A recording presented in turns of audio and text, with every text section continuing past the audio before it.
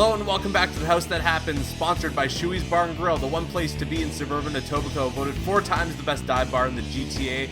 I'm Andrew Milani, and this is not Shoey's. This is not Cruz's craziness or whatever we called it last time. I'm recording from home this time. Happy Victoria Day. Cruz is a little busy. Last I spoke to him, he had just cracked open a beer, so wishing him a good day. Hoping everyone stays safe. Obviously, drink to your limits. Don't go to your limits. Just keep it safe. Let's all have fun. Big week of sports, obviously, so we'll get right into this. Formula One, Imola, the Emilia-Romagna Grand Prix was yesterday. Surprise, surprise, Max Verstappen was the winner, although Lando Norris and the McLaren, hot off their win from last week, was right on his tail. Pushed it right to the end of the race, although Lando's tires were done pretty much by then, but Max really struggling on the hards. The first time really that Red Bull has looked vulnerable in a long, long time.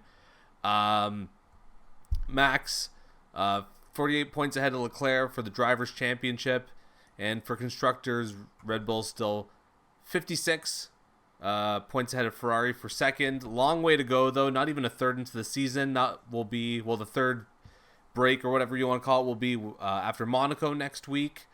That'll be the official third of the season. Then the third after that, the middle third of the season coming up is going to be my favorite: Canada, Spain, Austria, Great Britain, Hungary, Belgium, Netherlands, and of course Monza. Basically, that one takes us right through the summer break. Very exciting for F1. Very cool to see McLaren catching up to the pack, putting on a fight here. Hopefully, things kind of stay this way. We kind of build some momentum here going to the end of the season, because it is not over by a long shot for Red Bull, obviously. At this point, I'm a little bit worried about Aston Martin. 4 races in a row now where they've only had one driver in the points. Alonso actually just having a ton of bad luck this weekend, finished 19th. Stroll finished 9th. And Williams and Kick Sauber, only 2 teams left without a single point this year. Speaking of Williams, Albon signing a multi-year deal with Williams, so probably a 2-year deal. He's probably there for 2 more seasons, and then he can reassess. Obviously, a vote of confidence for him for the team. Although things haven't looked great this year, he says it's been a more consistent car. It was a little bit more peaky last year, which they were probably able to capitalize in some cases. But obviously he feels that Williams is going places, that they're building up. So obviously best of luck to him. We move this on. A little shout out to the London Knights, the Drummondville Voltigeurs, and the Moose Jaw Warriors for all making the Memorial Cup. They will play in Saginaw starting on Friday. Moose Jaw Warriors, actually their first time in the tournament. Since this is the House of Gambling, I'll have to make a pick. I will put my money on the London Knights to win the tournament. They've been hot all year. And let's hope that Easton Cowan Leafs prospect can do well there. Also, I should mention this as well. OHL, WHL, QMJHL, first time ever where all 3 finals were a sweep. So history being made in the CHL. London also looking for their 3rd Memorial Cup in 20 seasons. And only Oshawa, Regina, Windsor, Quebec, and Kamloops have 3 Memorial Cups just in total. Oshawa leading with 5, Regina 4, then Windsor, Quebec, Kamloops each with just 3. So best of luck to the 4 teams in the tournament. We will keep it on hockey. PWHL Toronto, unfortunately, blowing a 2-0 series lead, losing to Minnesota in Game 5 in Toronto, 4-1. The first 4 games, all shutouts, incredibly. And after Game 2, where Toronto won that one 2-0, they only would score 1 goal for the rest of the series. That was in Game 5, where they lost 4-1.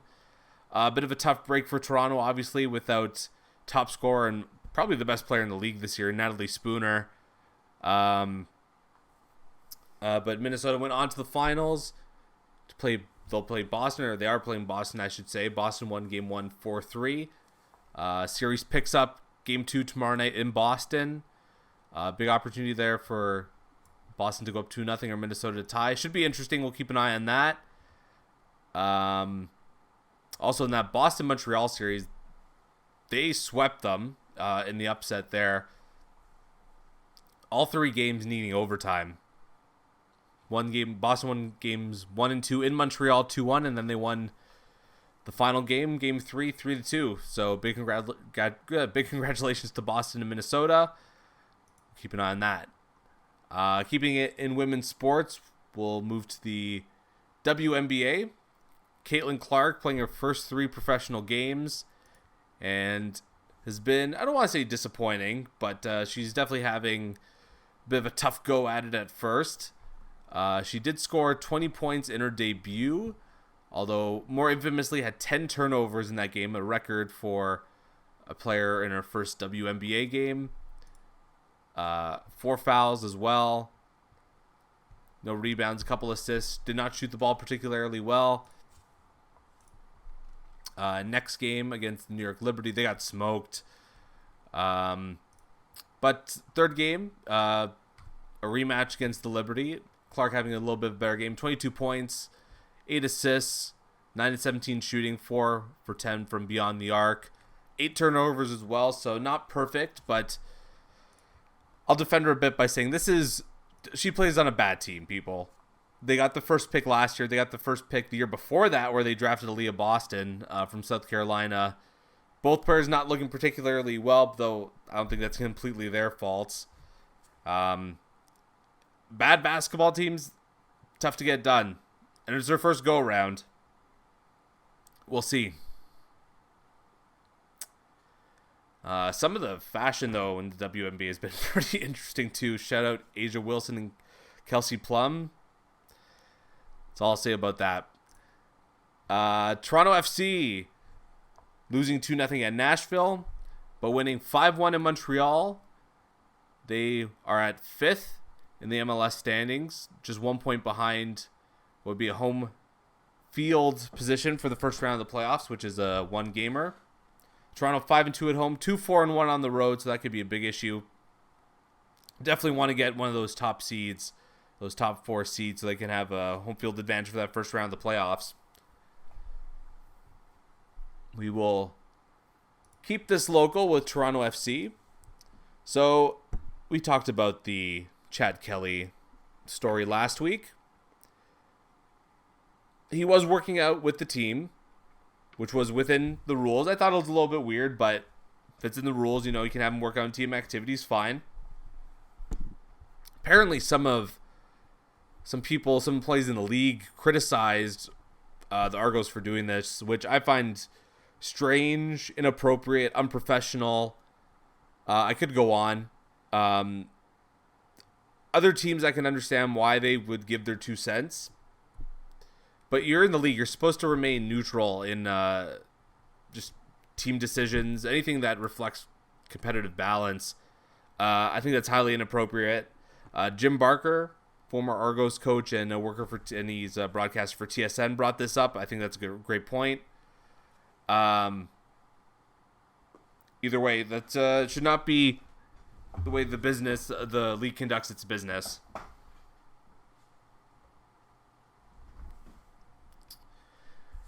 Keeping with football, what do you guys think of these new Giants jerseys? I want you to look these up.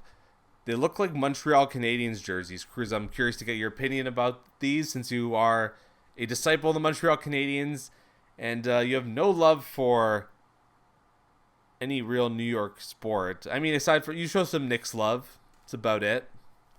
I guess some Islanders love too, since they have your boy Sir Patrick there. Either way, though. Also, something happened with Harrison Butker. Blue Jays. Oh, Toronto Blue Jays. We sit here, the 20th of May, 2024. 11 and a half games out of first place, behind the Yankees. 9.5 out of second, behind Baltimore. Things are not looking good in Jays land. Somehow, they miraculously split a 2-game series in Baltimore, where one of the games got rained out. But things not looking good for the Blue Jays. Haven't won a series since They played at San Diego April 19th through the 21st. Since then, it's been either the rare split or just straight up losing a series. Vlad's bat is improving. Numbers have actually been spectacular in May despite lack of home run balls. Bo had a nice little run, although it's time to get a little consistent. And what do you know, he's back to being hitless in his last 3 games with only 1 walk. Still looking for Springer's bat. Danny Jansen, though, however, shout out to him, hitting .313 since returning from his injury. .384 on base with a .625 slugging. That pushes his OPS to over 1,000. 1,009 to be exact. 4 home runs in 21 games. Love this guy. He's got to be our starting catcher, obviously. Kirk, much like the beginning of last year, still looking for his bat, unfortunately. Varsho, looks like the opening there was just a blip on the radar. Justin Turner, what happened to him? Remember when he was the best hitter in the Jays lineup? That feels like a lifetime ago now. Hitting .231. Mind you, we shouldn't be relying on a guy like him for, to be the offensive, the guy who things revolve around, it doesn't make any sense. It's Vladdy and Bo's team. Vladdy's pulling his weight back to .285. OPS, like I said before, the slugging, the home run balls, a little lacking, but working on the average first. I appreciate that. Bo still hitting .211. Springer, .201. Davis Schneider, though, gotta give him a shout out. .836 OPS. He keeps going like this. He's gonna go to the All-Star game, and deservedly so. 5 home runs on the season already. Pitching, though, just as big of a problem as the hitting, maybe more so. I don't know. They say pitching is the backbone of any ball team. Maybe it's worse. Barrios, Kikuchi, Richards, Garcia, Manoah have not been the problem. They're the only Jays pitchers with more than 10 innings played with an ERA under 4. And all of them are 3 or under, by the way. Gosman had that bad start, looking better. ERA still ballooned up to .489. Let's not begin with Bassett. Bolter whips also. Bassett and Gosman, 1.5. Those got to drop. Jimmy Garcia, credit to him. He's made me nervous in the past. He has been lights out so far this season. If we keep seeing what we've been seeing from Swanson and Cabrera and Romano, he might be a guy to move into those high leverage situations. Dare I say it, even our closer. Nate Pearson. I don't know. Is it time to give up on this guy? Our bullpen sucks. Richards and Garcia are only guys that we can rely upon. From a team that we've expected to have guys lights out in the bullpen, guys that we can turn to in high leverage situations, or just middle of the game and get it done. It hasn't been the case this year, disappointingly. Very disappointing. Chad Green looked good in the little stretches he's played. Injuries, are they an issue for him? Maybe.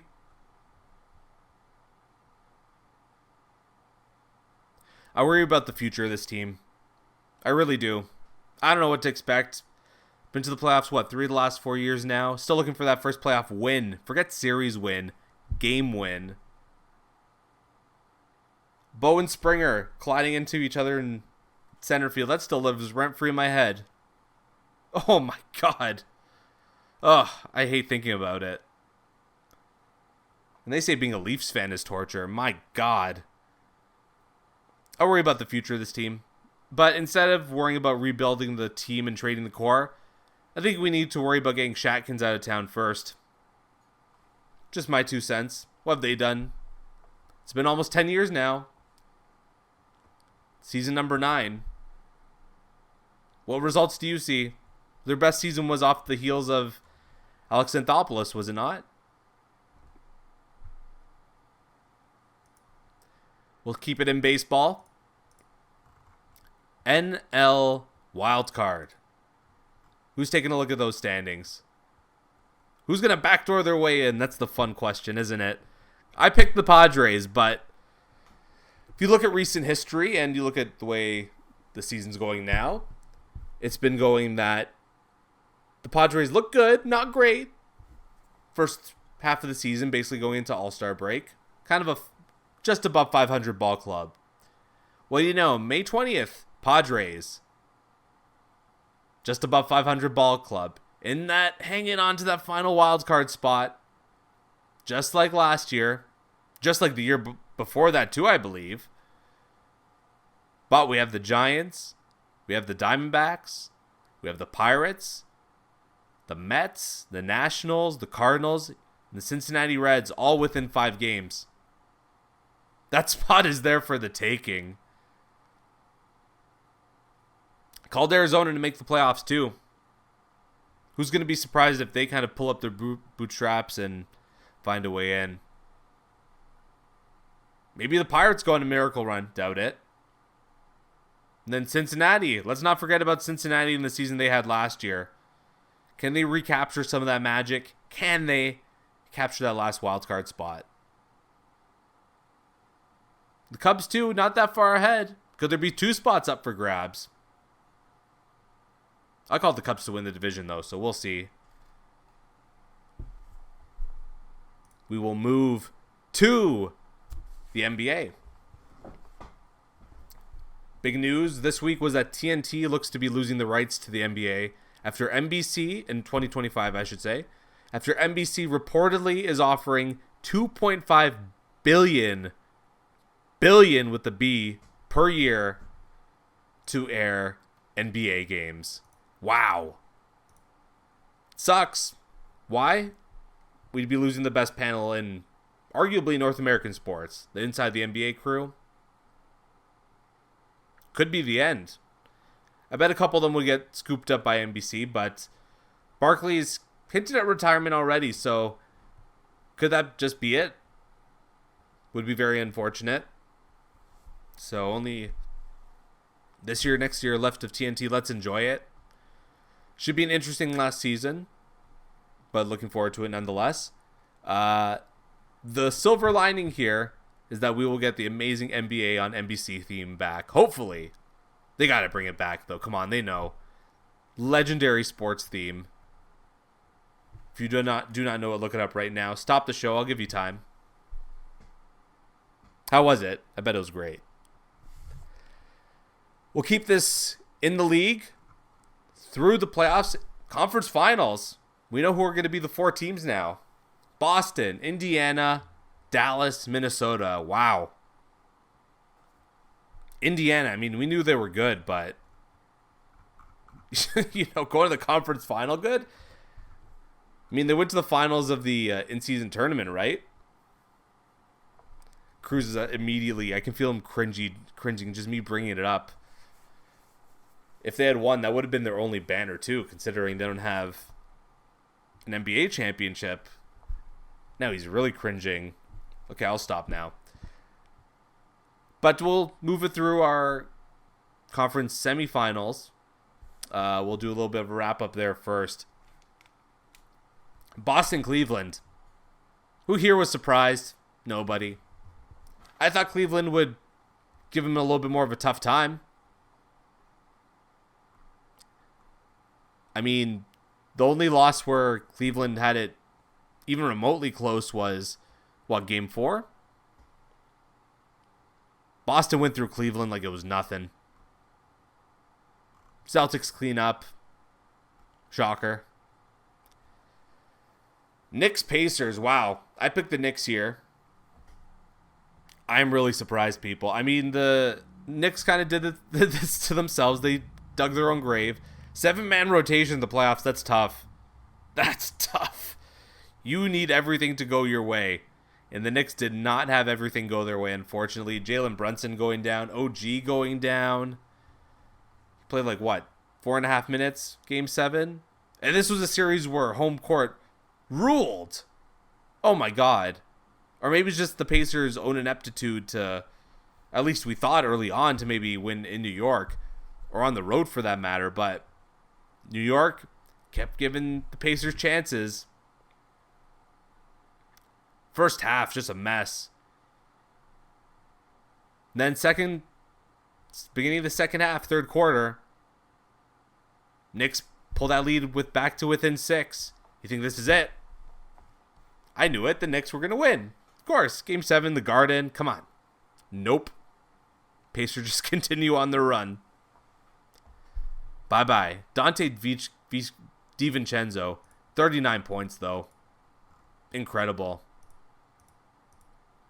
But Jalen Brunson left the game with a fracture on his hand. Had 9 assists. Sucks. Knicks, they are the Leafs. They are the Dallas Cowboys of the NBA. And it came to an end here. Pacers move on. OKC Dallas. This was the best series. By far. Luka, Kyrie, SGA, Holmgren, all going at it.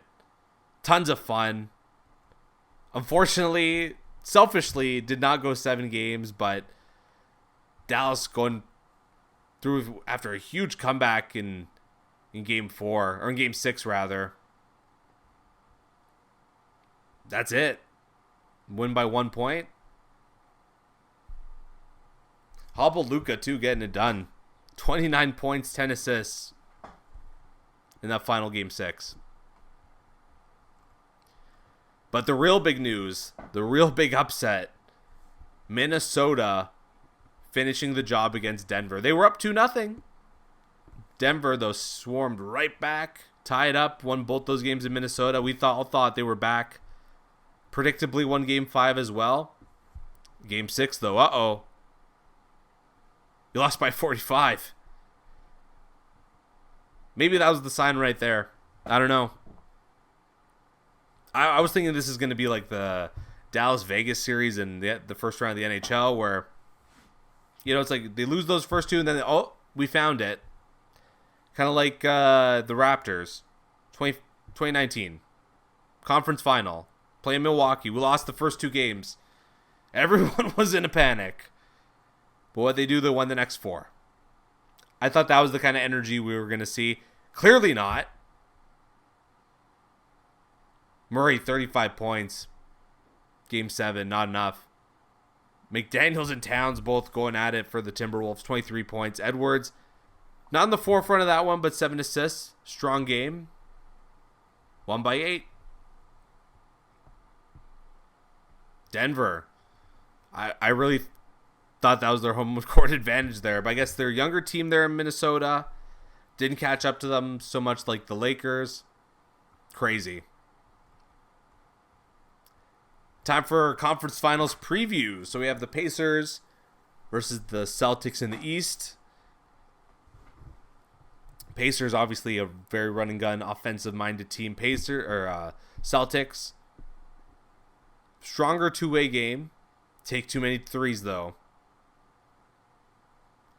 Indiana's that team where you miss those threes, they're going to get baskets in transition. Pascal Siakam's the leading scorer for Indiana in these playoffs, but Tyrese Halliburton's got to be the best player for Indiana, game in, game out. It's going to be a tough one to call. I still think Boston has this. How many games can Indiana steal from them? Tougher rotation than the Knicks. I mean, home court, obviously going to be huge here too. Kristaps Porzingis, what's his status? I don't think he's going to come back. Can the Pacers win 1? I think they can. I think they will. I think they'll win 2 also. I'm going to say Celtics in 6. West Conference Finals. Minnesota, Dallas. I said before the winner of Minnesota, Denver, goes to the finals. I will stick by that. Dallas, strong team, but some hobbled players. Is that going to bite them out? Bite them in the bum? Couple big boys for Minnesota to stop in the middle too. That's going to be tough. Anthony Edwards. For as much as we talk about containing Luka or Kyrie, containing Anthony Edwards is just as much, even more of a concern, maybe. Timberwolves take this. I think they take this in 6. Should be a good couple conference finals. Best of luck to the 4 teams. We will move it on to the NHL, the Stanley Cup Playoffs. But before that, obviously we got to talk about the elephant in the room. Toronto Maple Leafs hired Craig Berube as their new head coach. Gotta say, I like the hire. We'll discuss that a little bit more with Cruz, as I'm sure he's got a couple things to say about it. But upon further review from last week, I do not think Mitch Marner will waive his no trade. We'll see what happens. New coach, chance to play with Team Canada. Can we milk a little bit more out of him? We'll see. Also, one of my old favorites from those Leafs teams that I grew up with in the early 2010s, Mikhail Grabovski teased a comeback. So it should be very interesting. Called out Randy Carlyle and Nikolai Kulemin. The video is very funny. Best of luck to him. Was always a guy that I enjoyed watching. To the playoffs now. Boston, Florida. Away team won 5 of the 6 matchups in this one. Florida winning the series 4-2. Boston got Bruined by Florida. They play the same mean and tough game, just better. Kind of a passing of the torch. Well, they beat them last year, I guess, too. But, I don't feel bad for the Bruins. They played a good series. I don't get what they were doing with their goaltending, though. I really thought they'd rest Swayman for a game like they did in the Leaf series. Give Allmark a start, kind of keep him fresh. Or give him a start every 2 weeks, too, just in case something goes wrong. I thought that was where they were going with it. Apparently not the case. Either way, though, Florida just not exactly wiping the floor with them, but they just played a tougher, meaner game. Boston should be a very interesting offseason for them, obviously. Allmark, the big trade chip, they need a center badly. I think that's where the spots where they got beat the most in the series. Florida has a Barkov and you don't. Also, I got to give props to Brad Marchand for kind of, I guess, defending the Bennett hit. I don't know if I'd say he was defending it, but he's kind of defending the play style, saying, hey, guys in the playoffs, they want to hurt each other. It's the way it is. It's actually refreshing. Not too often I give props to Marchand, but I'll give it where it's due. New York, Carolina. Carolina almost pushed this to a Game 7, didn't they? They were up 3-1 going into the third in their own barn. But then, Chris Kreider, natural hat trick. And you're up by a goal. Insane. New York, maybe I should have given them a lot more credit. I thought this was a really tight series. But let's be real, goaltending was the difference. Goaltending was the difference. Freddie Anderson, as much as I love the guy, some not great goals, and New York has a Shesterkin. They have a generational goalie. In some ways, it's not fair. In some ways, it's just not fair. It's tough.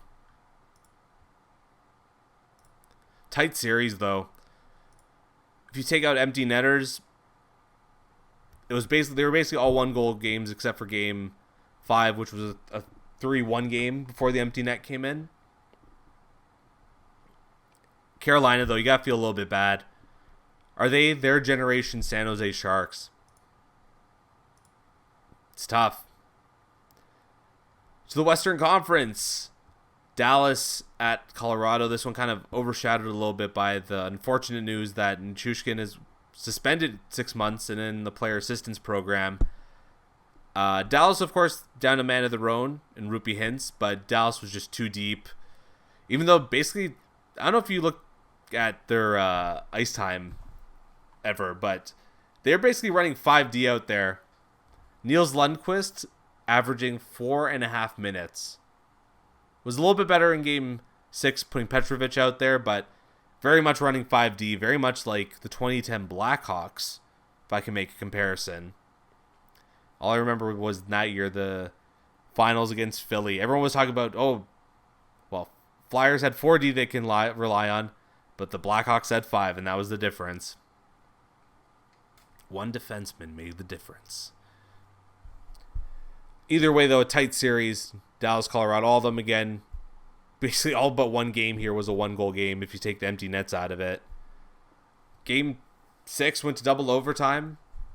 A controversial disallowed goal where Matt Duchene was in the crease. I believe it would have been Marchman's goal. The reasoning was strange too, whereas I guess there wasn't enough evidence to overturn the call on the ice because they called it no goal.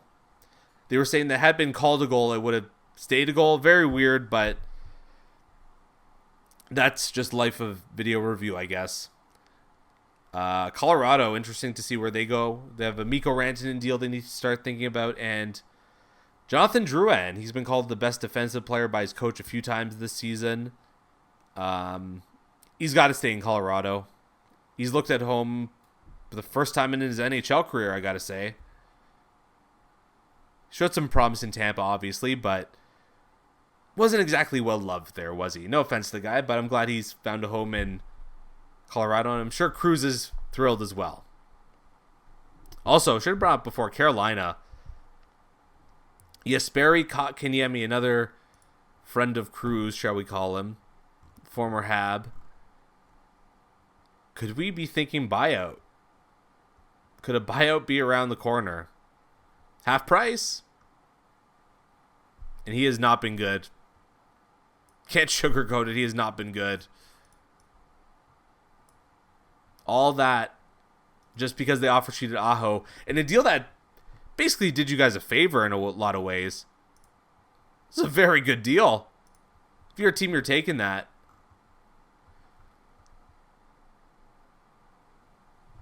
Kotkaniemi, the thing there, though, 6 years left on the deal, so the buyout will essentially last till 2034. 2036, rather. Although the cap hit is under $1 million for each of those seasons. Doubles after that. Tough decision. But that Aho contract, was it 5 years, 8.45 or something per? Ridiculous. Either way, we'll move it along to the one conference semifinal series still underway. Edmonton, Vancouver. One Canadian team guaranteed to go to the conference final. One out. All these had been 1-goal games except for a blowout in Game 6. Edmonton winning that one 5-1. Stuart Skinner put back in it after Calvin Pickard kept the seat warm for him, I guess. You had to go back to Skinner, though, especially after that Carson Soucy goal in Game 5. That was awful. Awful. Brock Besser on Vancouver is going to miss tonight's game. Blood clots, unfortunately. But this is, again, I'm doubling down. This is the best series so far. Hockey or basketball. Doubling down on that. 9 o'clock, the game tonight. Also got to talk about the Pettersson reverse hit. Calls for charging. So apparently, as long as you leave your feet, it's called charging. That makes sense to me. We'll move this to conference finals picks. Taking Florida to beat the New York Rangers. I think the only advantage New York really has in this series is goaltending. So I think they're going to extend this series to 7. I'm still taking Florida. Although New York's going to have home ice advantage. This could be very interesting. Western Conference Final. Although we do not have a winner, I'm sticking by Edmonton tonight. That they're still going to win this series. Maybe it goes to overtime. In fact, I hope it does. And lastly, Dallas will be taking on the winner of Vancouver-Edmonton. I don't think it matters who wins there. I think Dallas wins this either way. I think they're going to take it in 5 too. Not that they're going to have an easy time, but they look like the most complete team out there. Ottinger, he's had his moments. I think he's getting a lot of help from his defense. That Rantanen goal that beat him in Game 6, though. Ugh. Down on your knees too early. Henrik Lundqvist criticizing it on the broadcast as well. So I think it's going to be a Florida Panthers Dallas Stars final. That would be the southernmost final, I believe. Could be interesting. Keeping this one short and sweet here. Wow. 35 minutes, not long at all. We're going to be back to a regular show next weekend, obviously. Also want to give our condolences to the family and friends of Darren Detition, 57-year-old SportsCenter anchor, died after a battle with prostate cancer. Was one of the best on SportsCenter, on TSN, all through all those networks. I always remember seeing him in the morning during the childhood, so a tough one to lose, and we just wanted to show our respects to him. Like I said, we'll be back next week, and I love you. Thank you for listening. Have a great Victoria Day weekend. And remember, we keep the vibe alive. You can find The House That Happens on Podbean, Spotify, Amazon Music, iHeart Radio, Player FM, Samsung, Podchaser, Boomplay, YouTube, and SoundCloud. You can also follow us on Facebook, Instagram, and TikTok at The House That Happens, and follow us on Twitter at House Happens. You can also shoot us an email at thehousethathappens@gmail.com.